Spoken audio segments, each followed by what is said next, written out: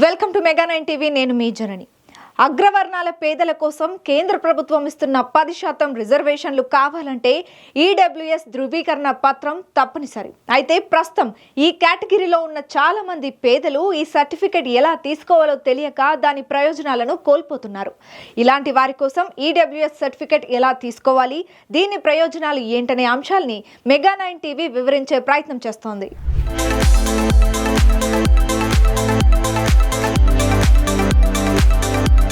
కేంద్ర ప్రభుత్వం ఇస్తున్న ఈడబ్ల్యూఎస్ రిజర్వేషన్ ఫలాలు కావాలంటే ప్రతి ఏటా సర్టిఫికేట్ తీసుకోవాల్సిందే. కాబట్టి అగ్రవర్ణ పేదలు ఈ సర్టిఫికేట్ కోసం సకాలంలో దరఖాస్తు చేసుకుంటే అధికారులు జారీ చేస్తారు. ఈ సర్టిఫికేట్ కావాలనుకునే వారికి కొన్ని అర్హతలు ఉన్నాయి. ఏడాదికి కుటుంబ ఆదాయం 8 లక్షల లోపు ఉండాలి. వ్యవసాయ భూమి 5 ఎకరాల లోపు ఉండాలి. 1000 చదరపు అడుగుల స్థలంలో ఇల్లు ఉండాలి. మున్సిపాలిటీ ప్రాంతంలో 100 చదరపు గజాల లోపు స్థలం ఉండాలి. గ్రామీణ ప్రాంతాల్లో 200 గజాల లోపు స్థలం ఉండాలి. అప్పుడే ఈడబ్ల్యూఎస్ రిజర్వేషన్ సర్టిఫికేట్ కోసం దరఖాస్తు చేసుకునేందుకు అర్హులవుతారు.